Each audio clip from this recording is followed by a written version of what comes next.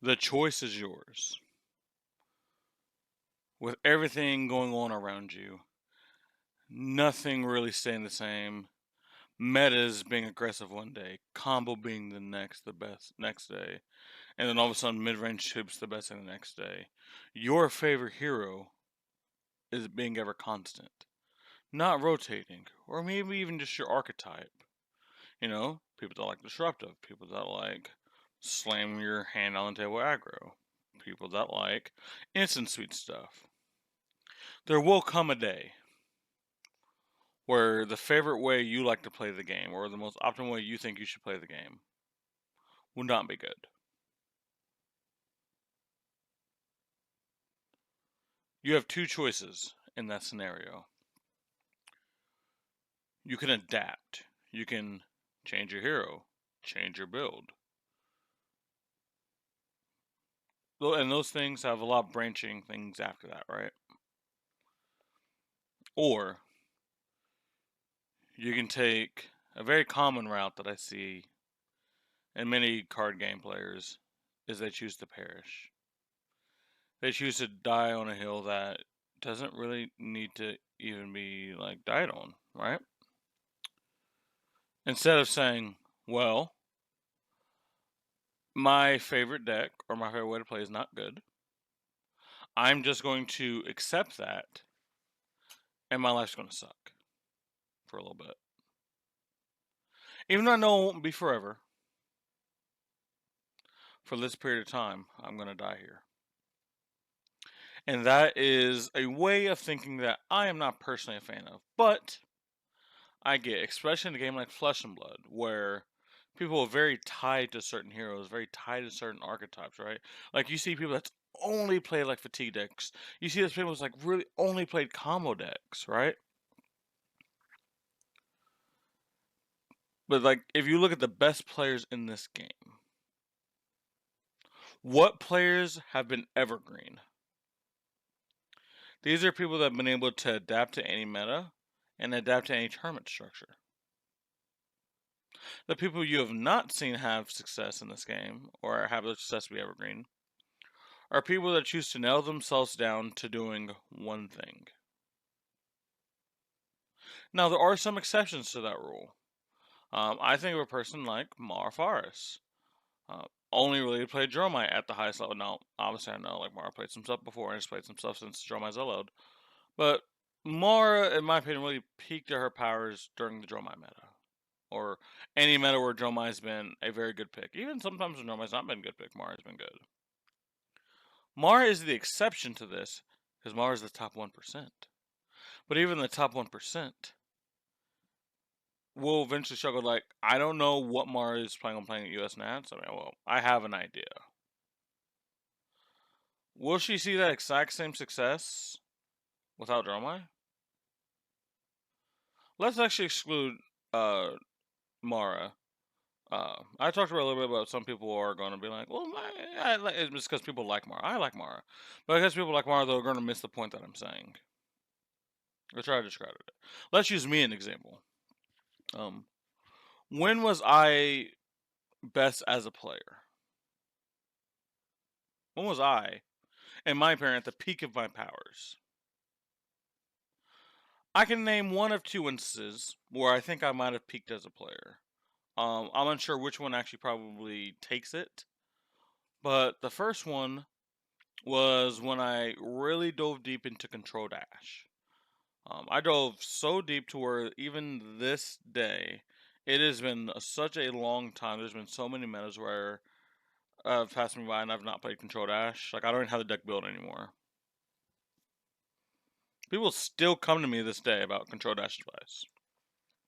Even actively knowing I don't play the deck anymore. It's because I made that much of a lasting impact with the deck. What was I doing during that time? I only cared about Control Dash. I thought of the game within Control Dash. So I think like one of the biggest mistakes that I did, and like a lot of other people do when they only do one thing, instead of seeing how the game rolls around their deck, they see how their deck rolls on the game. They only thinking, oh, well, how does control dash, or how does prism, or how does this deck do against this, and that's how they frame all the arguments and all the ways they see the game. Where most people don't understand that that is just a fraction, that is just a percentage of the game is your hero. But it is hard to move past that for a lot of people. That's why when we circle back around to the perishing part. But let's think about the next time. The other time I think I peaked at my powers was December of last year, 2023. Kano. I've been a Kano player for a very long time now, going on a year and 2 years, or a year? 2 years? No, a year. No, a year and a half. Sorry, I've been a Kano player for about a year and a half, and I dove really deep into the hero because he's a very complex hero. There's a lot of things you gotta learn. I think I peaked there in December because I gave so much about the 20K Invitational and my choice to bring Kano. I didn't want to embarrass myself again because I've had a lot of embarrassing performances with Kano, and a lot of people know me as a Kano player. Well, there was no way I was letting it happen again. So I prepped very well, and I did good. The highlight, probably one of the highlights of my Flesh and Blood career. I swear I'm not memeing on this like Legends meme. Was when was it round 2 or round 3? It was round 2 or round 3. I want to say round 3. At the Rum 20K Invitational, I faced Michael Fang. He's playing Phi with AB2 Spellvoid 2, and I'm playing Kano, Tempo Kano. And I have a bunch of people watching me because we're at table 1. We're not at the feature match table because nobody wants to watch that. I'm going to be honest. A lot of people watching. I turn 4 kill him or turn 5 kill him. The game felt like super mid-range because it's like he did a bunch of damage, I did a bunch of damage, and then there was like 2 turns where we're both playing like mid-range small hands. Then we both have a big turn, and then I'd kill him. It was super weird. I'm not gonna lie. It felt like we played like a whole like 50-minute slugfest in like 10 minutes. It was so great. And obviously he was a great opponent. But I think that term is where I peaked. And then like the 10K after that. That was the first time I moneyed in day 2 in multiple events in like the same day. Not the same day. That's the first time I've had back-to-back money / day 2s. It's either been I've choked back to back or I've only made one of them. I got to have success both days, and that was awesome. But why? What is the relevancy of this? I will offer this to a lot of the people that are listening. When I have peaked at my powers, I solely was locked in on one thing and one thing only. That's all I cared about. I only cared about Control Dash. I only cared about Kano. So for the people that say like, oh yeah, see, if you just one trick, you're gonna have all the success. If you just would say with Control Dash, if you just always say with Kano, you would have always done this. And this is where I would disagree. I've had this conversation with locals, even people online. What people see when they see people one trick, and you can draw parallels to traditional sports and even esports with what I'm going to do, and I will be doing all that in this video. What people are seeing, they're seeing like the top 1% be rewarded for one tricking. And the issue with looking at the top 1% is that's very inconsistent data.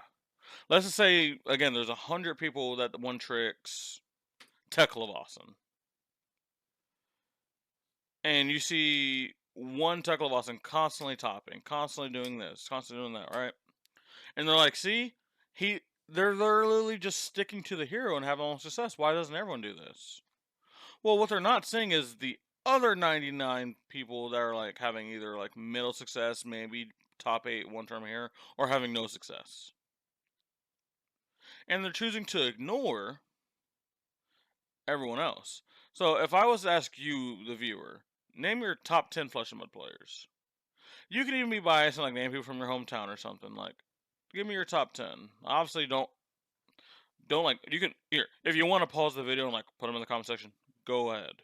It's more of a thought exercise. But write down those 10 people like mentally and say, okay, would you consider this person one tricks this something, or they adapt to the meta?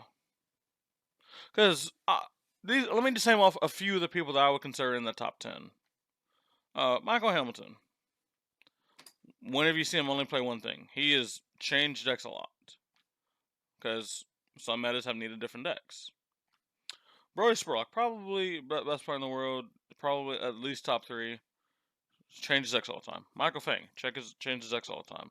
Pablo Pintor, loves his Guardian, but will play what he believes is needed. Heck, he played Reinhardt for the Pro Tour. Everyone remembers when he got second with Chain. He retired Oldham. Like, people like this have spread their stuff out. Matt Rogers. A lot of people remembered him for his Guardian. Played Kasai at PTLA. I could go on and on with like a lot of like the really, really good players. Even if you want to just look at the leaderboard and start going down, name one of the, give me how many one tricks there are. I feel like that should be proof. Now let me circle back to this. Maining something and one tricking something are two different things. See, as of right now, people would say I main Azalea. But what was the difference between maining and like one tricking something, right? If it's money on the line, and I can only do one thing for the right now, I would play Azalea. Right? I would invest in some time into Azalea, and I would play her. But I am not tied to Azalea no matter what the outside factors are. It is just my preferred hero. Versus if I was one tricking Azalea, to be like, okay, no matter what's going on in front of me, I'm playing Azalea. Doesn't matter. Like, literally, they could get like 7 cards banned in Azalea. They're still playing Azalea. That is the beauty of this game, though. That is the beauty that I do want to talk about. Where LSS has built this like fantasy world where people do get super like, dude, when Icelander LL'd, I got so fucking sad. Icelander was gone. It hit me. I'm not gonna lie, it hit me. I love that hero. Everyone knows like ice is my favorite element, like in real life scenarios. Like I love ice, and I love wizard. Like Icelander was the perfect hero for me. She's gone. It sucks. It does suck. It absolutely sucks. But I chose to move on. I chose to adapt. No, yes, technically, let's push it up by saying, yeah, this is LO'd. Yes. But it wasn't something that I had to, like, fight. I didn't have to fight for weeks to find something else. I was like, okay, my hero's gone. We start looking. We found some. Cool. A lot of people do not have the ability to do that. They choose to perish. These are the people that complain about, oh, my hero's bad, my hero's this, my hero's that. Control dash. Let me bring it back to a very personal example that people watching the channel will know. I could have continued playing Control Dash because I played Control Dash during the Phi, Icelander, Oldham meta. But think about 2 of the heroes I said. I said Icelander and Oldham. Really good heroes. Yes, the Phi was like the worst thing to face. Now I happen to be one of the top 1%. I was actually able to beat Phis, but even with that, I was able to consistently beat them. I told people Phi is one of the, if not the worst matchup. I just had some innate ability. I still to this day cannot really understand how I was able to consistently beat them, because I would know my game plan, but then I would tell other people exactly how to do it, and they would just lose.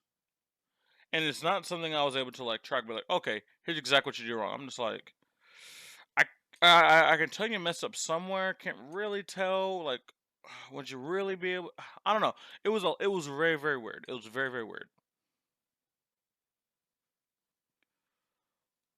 But after that meta, the Dromais got more aggressive.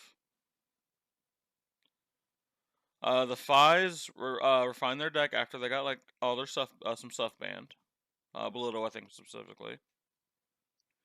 There was a few more aggressive decks that came back in the form, like Briar got a little bit of an uptick. It became hard to play that version of Dash. Now, I could have continued playing it. And yes, there is a chance, I'm leaving it up to chance, that my deck that actively does not have a good matchup spread in the current meta, especially at the highest level, maybe I would have had that success. Maybe. But why leave things up to chance? Why perish? Why have the chance to just perish? Where I can take this other aspect and I can choose to adapt. I'm like, okay, Dash isn't good. Let me find the best way I can have success in this meta. Another big example is, think about how many people you know that have only had success in one meta. Think about all the people that only had success when Start was out, only had success when Lexi was out, only had success when Dromai was out. What the heck? Sorry, there was something going on outside, sorry. Think about that, right? I say, well, that person isn't one-tricking, like, because there was a lot of people that flooded that hero.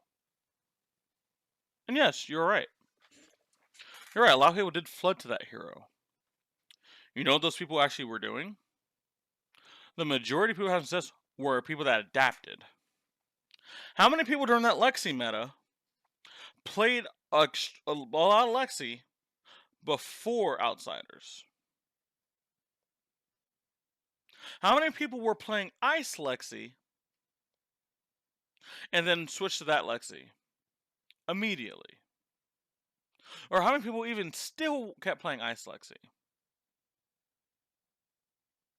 Not a ton. And yes, there are some amount that did and had success.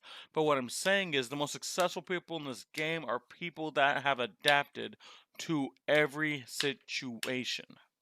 That's why when I see these videos saying, should you one trick? And I'm just like, bro, this is a dumb conversation. Because we have years going past TCGs of why one tricking is not a successful thing long term. Let's start with traditional sports. If you're an NBA player, think about all the NBA players that you love. Now, again, mentally, give me your top 10 players. Like, objective, not your 10 favorite. Who do you think are the 10 best? Alright, after you've done that, now, tell me one of those 10 people that can only do one thing. Tell me the player that can only shoot threes and can do anything else. Tell me the player that can only slash. Tell me the person that can only ever play defense. A lot of people's go, Michael Jordan. One of the best, if not the best, two-way player in all of basketball history. Kobe Bryant was able to play both sides. LeBron James, for a long period of time, was able to play both sides. And when it comes to the offensive end, like Jordan wasn't like pull up from 16 feet, fade away. Kobe wasn't pull up from 18 feet, shoot, fall away. Yes, they could do it, but they could also slash. People like LeBron, like very, very good passer. You have to do multiple things to have success at the highest level. You know why? Because if you can only slash, there will come a time where there will be a team that knows how to stop that, and you will not win. Sometimes you might win in spite of it, but the consistency at what you win is not going to be high. And I would challenge anyone that disagrees with this to please look at the history of traditional sports. Tell me the one NFL player that is probably like in your top 10, top 20, that can only do fades, routes, slants, streak, could only throw deep balls, a quarterback that could only ever run. Yes, they might have success for a period of time, but it's not evergreen. It is not evergreen. And if you might have it like one you find, cool. They might be that exception. They might be that 1 out of 20 that is able to still have success. So now if you're using that person as your argument, you're using, I don't know, 1 out of 20, I don't know what the percentage is, using that kind of percentage to prove a point? Is that how far we're stretching? Just to feel better. Because really all it is just people want to feel good. Like, I'm really good at this hero. And yes, I partially get it, guys. I partially get it. It's a connection you have to the hero. Trust me. I already said stuff like that earlier. But a lot of people that defend this, I think, are also defending this for the wrong reasons. Let's move on to MOBAs. One of my favorite players of all time, in League of Legends, is Showmaker. He's a Korean mid laner, for the team, Demwon. A lot of people don't know the history. He was a Katarina one trick. He literally one trick Katarina. But since he's gotten a pro play, he's played Katarina 2 times. Most people that are fans of League of Legends right now, some even Showmaker fans, probably don't remember he was a Katarina one trick. Yes, the Katarina is what got him to the high point in the ladder. But once it was trying to reach and get to the next level, one trick and the Katarina couldn't do it anymore. The Shy, another person that was in the spotlight recently, used to one trick Riven. He literally invented many of the combos that people that play Riven play nowadays. How many times does he play Riven on the big stage? When have you seen a player in League of Legends history, or any even MOBA, you can do shooter as well, be able to do exactly one thing across multiple metas and have success? Now, you can use something like shooter like Call of Duty, or even CSGO. Like, yes, there are oppers. There are people that like specialize in opping. But that is a team-based game that requires multiple roles to all be in sync to have success. And opping is a part of it. It is just like the three-point shooter. Yes, you want a three-point shooter on your team, but you cannot have a team of 5 three-point shooters on the same floor. Just like in CSGO, you cannot have a team of 5 oppers on the team. You will lose. You need some diversity. You need people to do multiple different things so you are able to win games. Because people can't just go like, well, this person does this one thing. What's the way to stop that? We just do this. Cool. Now nothing works. Now nothing works. Why would someone choose to perish when they have the chance to adapt? If they call themselves clever. Now, if you're not a competitive player, this is a whole different conversation. Dude, please go one trick. Have fun. Enjoy yourself. If you're the top 1% of your hero or your archetype, dude, have fun. But if you're anything but that, you have no excuse. You have so much historical data that tells you one tricking is bad. One tricking will get you to the top of the ladder. If you're playing ranked in the game, oh, dude, absolutely one trick. You'll rise to those ranks because you're learning exactly how this. You have less things you have to think about. You're like, okay, how do I learn how to do this character? How do I learn this character? How do I learn how to do this character? That's all you're thinking about. Yes, that gets you only so far. But when would you choose to go farther? When will you choose to go to that next gear as a player? When will you choose to adapt?